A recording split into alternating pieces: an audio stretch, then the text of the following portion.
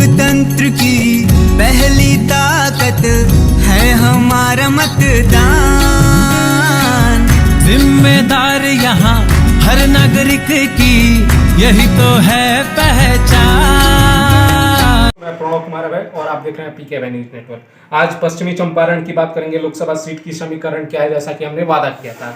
दोस्तों आज शुरू करते हैं कि पहले वोटर से जानते हैं कि वोटर कितने हैं। तो दोस्तों वोटर वहां पे 26,78,418 वोटर हैं। पुरुष वोटर की बात करते हो उसमें 14,21,321 वोटर हैं। महिला वोटर की बात करते हो दोस्तों उसमें 12,87,401 वोटर हैं।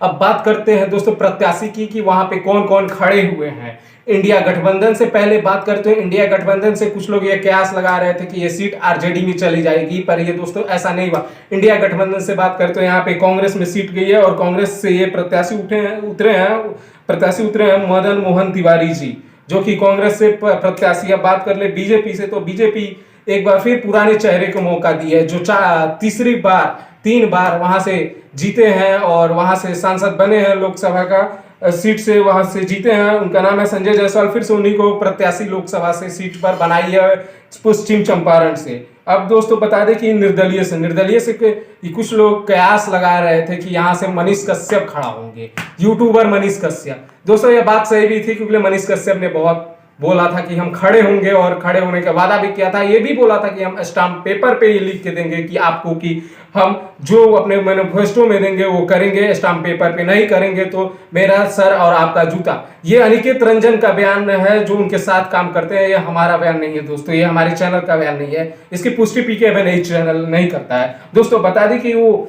गरीबों के से क्या चाहते हैं मनीष कश्यप।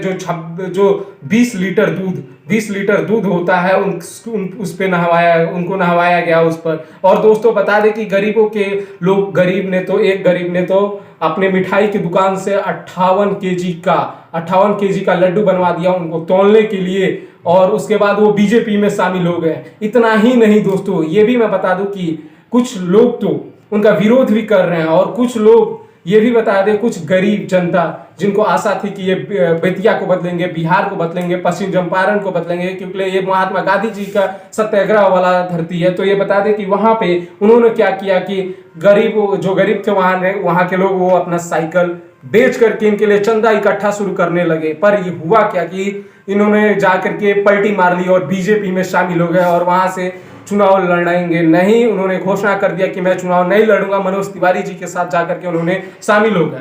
अब दोस्तों इसमें जब मनीष कश्यप हट गए तो अब बात कर देते हैं कि उसमें लड़ेगा कौन और टक्कर किसके बीच में होगा। तो टक्कर इसमें होगा संजय जायसवाल जी के बीच में और मदन मोहन तिवारी जी के बीच में। और इसमें जो समीकरण में अभी आगे दिख रहे हैं वो संजय जायसवाल जी आगे दिख रहा है। अभी तक के जो जायसवाल जी का और तिवारी जी का समीकरण निकला है उसमें बता दें कि इन दोनों में टक्कर हो सकता है दोस्तों। कुछ कहा नहीं जा सकता है। क्या चौथी बार बेतिया लोकसभा सीट से संजय जायसवाल को क्या बेतिया की धरती चाहेगी, ये तो 7 जून को ही पता चला जाएगा दोस्तों। ये मैं साफ बता देना चाहता हूं आपको। और ये भी बता दूं कि जब मनीष कश्यप ने बीजेपी शामिल कर दिए तब बीजेपी के प्रत्याशी संजय जायसवाल खुद वो प्रेस कॉन्फ्रेंस करके ये बताए कि मनीष कश्यप शामिल हो गए हैं बीजेपी में। क्यों लिए मैं बता दूं कि वहां पे संजय जायसवाल इस बार हारने वाले थे, जो अभी तक के समीकरण में थे। अगर मनीष कश्यप निर्दलीय चुनाव लड़ते तो जीत जाते। ये हमारा सी वोटर के अनुसार ये मैं बता रहा हूं दोस्तों कि वो जीत जाते, निर्दलीय चुनाव जीत जाते। बयान है दोस्तों कि अगर वो वहां से खड़े होते तो जीत जाते मनीष कश्यप। इसीलिए उन्होंने मनीष कश्यप के डर से बीजेपी में शामिल किया गया। अब ये खबर सूत्रों के हवाले से खबर आ रही है कि वो आसनसोल से उनको टिकट मिल सकता है। जी हाँ दोस्तों, जो आसनसोल से पवन सिंह को पावन स्टार बोला जाता है, पवन सिंह को उनको टिकट दिया गया था और वहां से उन्होंने अपना टिकट वापस दे दिया, चुनाव नहीं लड़े और निर्दलीय काराकाट से वो चुनाव लड़ रहे हैं, जैसा खबर आ रही है। और ये बता दें कि वहां से उनको सीट दिया जाएगा बीजेपी की तरफ से। अब देखिए क्या होता है, आगे की प्लानिंग क्या होती है बीजेपी की। क्या मनीष कश्यप प्रत्याशी बनते हैं या उनके कुछ और बातें भी सामने आ रही है कि उनको एमएलसी और एमपी बनाया जा सकता है, एमएलसी और एमएलए दिया जा सकता है। एमएलसी का जो चुनाव होगा उसमें उनको दिया जा सकता है टिकट बीजेपी से, बेतिया से, या वो एमएलए के टिकट पे वो लड़ेंगे, एमएलए के जो चुनाव होंगे उसमें वो बीजेपी के टिकट से लड़ेंगे। अब देखिए क्या होता है दोस्तों।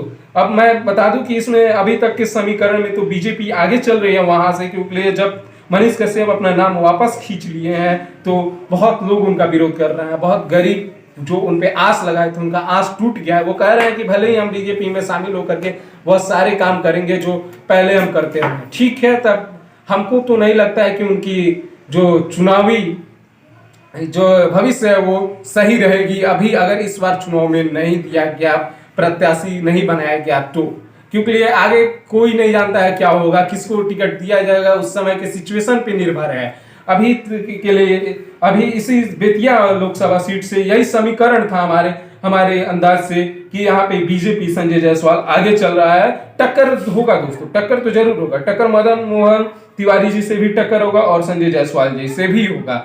अब इसमें ये देखना है कि वहां पे निर्दलीय चुनाव कौन लड़ता है। अगर निर्दलीय कोई प्रत्याशी खड़ा भी होता है तो कौन होता है ये भी जानना जरूरी है। अगर कोई भी खड़ा होगा निर्दलीय प्रत्याशी तो वो हम आप तक पहुंचाएंगे अगले समीकरण में।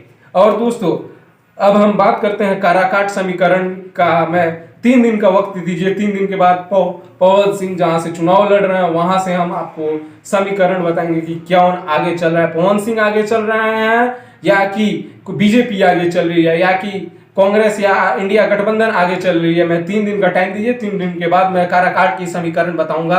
अभी के लिए इतना ही। देश दुनिया की तमाम खबरों के लिए सब्सक्राइब करें पीके न्यूज़ चैनल। जय हिंद, जय भारत।